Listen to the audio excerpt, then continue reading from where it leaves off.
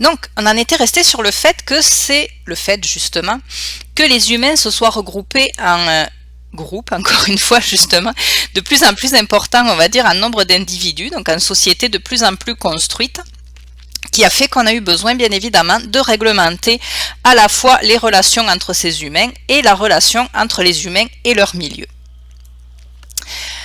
En 1987, dans un rapport de l'ONU qui était dirigé par Madame Brundtland, gros Harlem Brundtland que vous voyez sur la photo, qui était Premier ministre de la Norvège pendant une quinzaine d'années. Donc dans ce rapport de l'ONU, il a été ressorti des besoins fondamentaux des êtres humains. Au passage, le rapport Brundtland, donc 1987, ONU, dont le titre français officiel est Notre avenir à tous ou Our Common Future, en bon français, en bon anglais de France. Vous allez sûrement en re-entendre parler si ce n'est pas déjà fait, parce que c'est assez connu, mais sinon vous en re-entendrez parler, c'est certain, dans vos cours de développement durable, parce que c'est dans ce rapport-là que le terme de développement durable a vraiment été employé officiellement pour la première fois. Donc c'est vraiment un événement et un rapport assez historique, on va dire, pour les gens qui s'intéressent à tout ce qui est développement durable, justement. Donc, pour revenir à ce que vous avez à votre écran, donc dans ce rapport 1987, ONU, rapport mondial, les gens ont donc soulevé des besoins fondamentaux des individus. Donc, on a noté bien évidemment se nourrir, se loger, se vêtir, parce qu'on a beaucoup perdu de nos capacités, on va dire, de notre pelage et de notre capacité à vivre en milieu sauvage, entre guillemets. Sans vêtements, vous avez déjà testé la survie avec vêtements, donc imaginez si sans vêtements vous deviez passer l'année longue dehors. Travailler, mais travailler pas dans le sens d'être salarié aux ordres d'un patron forcément. Travailler dans le sens s'activer et être productif. Donc par exemple, si vous décidiez de vous retirer, vivre en autosuffisance dans le bois, ça serait considéré comme du travail au sens de ce rapport-là. Parce que vous devriez jardiner, trapper, pêcher, donc vous feriez une activité concrète de vos journées. Donc c'est ce qui est appelé travailler dans ce rapport-là. Avoir des activités productives au cours de sa journée. Et avoir accès à une meilleure vie. Donc, tous ces besoins fondamentaux pour l'être humain, forcément, ça nécessite d'exploiter notre environnement pour combler ces besoins. Pour se nourrir, on ne fait pas de photosynthèse, nous, on n'a pas de chlorophylle et puis on ne peut pas faire notre propre matière organique juste en respirant ou en absorbant de l'eau. On doit cultiver la terre pour jardiner, pour avoir des fruits et des légumes. On doit pêcher ou chasser, exploiter des animaux si on veut de la viande. Donc, vous comprenez l'idée. Bien évidemment, c'est la même chose pour se loger. On n'habite pas dans une caverne ou dans le bois. Puis même dans le bois, encore une fois, en survie, vous avez exploité votre environnement pour vous faire une cabane et du feu. Donc, ça nécessite de l'exploitation du milieu. Se vêtir, j'en ai parlé, travailler, etc. Donc, bien évidemment, tout ça, comme vous voyez dans un petit encadré en bas, ça nécessite un encadrement pour justement légiférer et encadrer toutes ces activités humaines par de la législation. Donc aujourd'hui, et puis là quand je parle c'est pour le Canada et le Québec bien évidemment, mais c'est assez mondial encore une fois vu que ça vient de l'ONU. Mais donc toutes nos activités, elles sont régies par des lois et des règlements. Donc tout ce qui est production minière, comme vous voyez d'illustrer, l'agriculture encore une fois c'est géré par le MAPAC, le ministère Agriculture, Pêche et Alimentation du Québec. L'étalement urbain, il y a des lois, des règlements qui, on en reparlera d'ailleurs dans un prochain cours, qui disent qu'est-ce qu'on a le droit de construire ou pas dans tel ou tel secteur du territoire. Donc on a vraiment essayé de tout réglementer pour éviter les débordements, même si on sait très bien qu'il y a plein de gens qui s'arrangent pour ne pas respecter les règlements et par des magouilles diverses et variées pour passer au travers des mailles du filet. Ou parfois, même en respectant, on se rend compte de plus en plus qu'avec nos modes de vie aujourd'hui, oui, on respecte les lois et règlements, mais c'est peut-être que les lois et règlements ne sont pas assez sévères encore. Donc on aurait été en classe, on aurait pu faire plein de beaux débats sur tout ce qu'on exploite pour nos besoins entre guillemets, ou qu'est-ce qui est besoin, qu'est-ce qui est pas besoin. Quand vous voyez les documentaires sur les enfants qui exploitent des mines en Afrique pour les métaux de nos cellulaires, est-ce que c'est un besoin vital? Est-ce qu'on pourrait s'en passer? Je vous laisserai méditer comme moi, tout seul devant votre écran, mais encore une fois, en classe, ça aurait pu faire des beaux débats. Donc pour conclure un petit peu cette parenthèse-là, donc c'est ça, la vie en société, puis la vie des sociétés elles-mêmes aussi est vraiment organisée aujourd'hui par tout un système de lois et de règlements.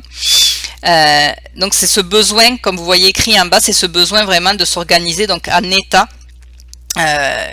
qui est ressorti des regroupements consécutifs d'êtres humains, donc pour encadrer ces activités-là. Encore une fois, c'est pas toujours respecté, ça pose des problèmes. Et tout ce que vous voyez détaillé au-dessus, vous le verrez plutôt dans vos voies de sortie respectives encore une fois. Toutes les lois, règlements qui gèrent la gestion justement intégrée des ressources, la planification de vos activités.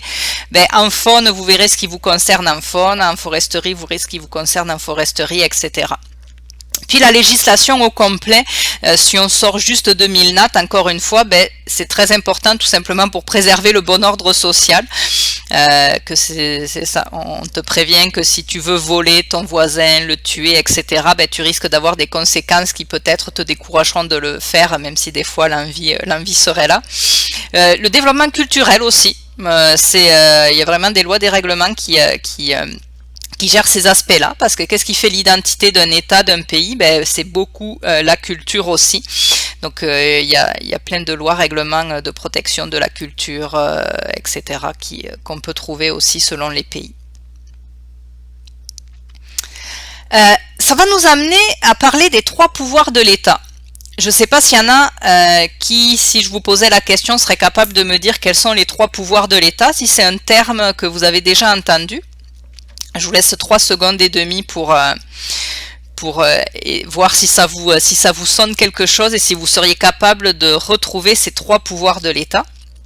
Et sinon, je vais vous passer de toute façon cette petite vidéo qui fait 2 ou 3 minutes, mais qui est très ludique, puis très bien vulgarisée pour que tout le monde reparte sur les mêmes bases quand on parle de pouvoir de l'État. Et moi, après, je reprendrai la parole pour résumer tout ça sous forme de tableau. Donc là, je vais faire un test parce qu'à chaque fois, j'ai des problèmes de montage avec le son. Et si ça marche pas, je referai une prise. Mais on va essayer comme ça. C'est parti.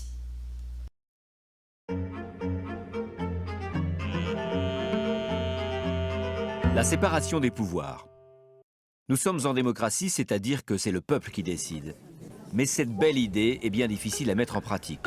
Tout le peuple ne peut pas gouverner. Les premiers qui ont réfléchi à cette question, ce sont les Grecs dans l'Antiquité. Ils avaient imaginé déjà que le peuple, enfin le peuple moins les femmes, les esclaves et les étrangers, déciderait directement ou par le biais de représentants élus.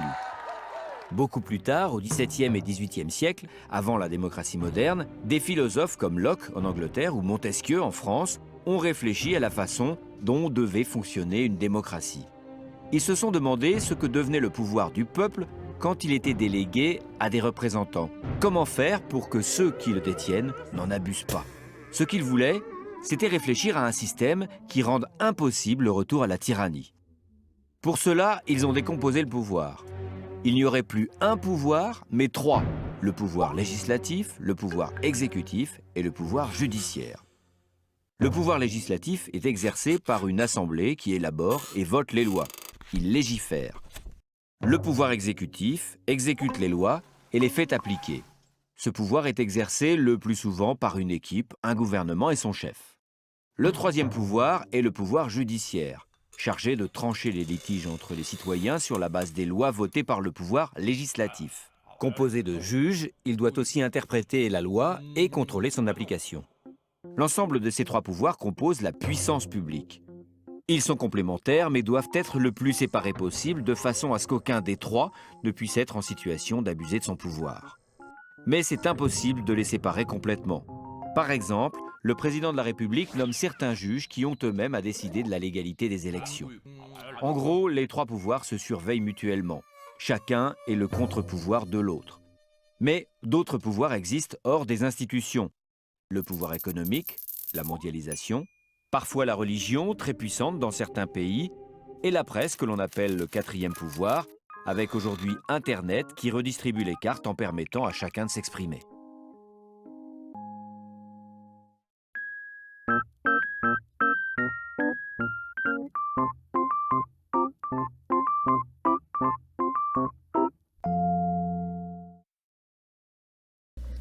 Donc, si on résume ce que vous venez de voir dans la petite capsule sous forme de tableau, ça ressemblerait à ça.